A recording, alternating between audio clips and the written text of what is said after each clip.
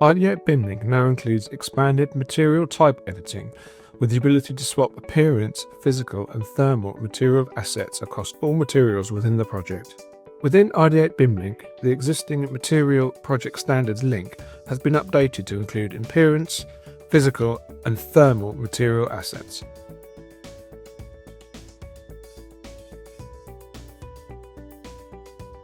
In this example, I'm changing the roof's material assets. You can change and swap the material assets within the BIMLink UI.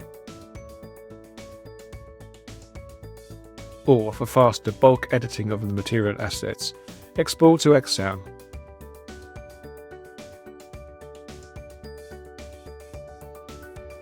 Back in Revit, you can see the material assets for roofs has been updated.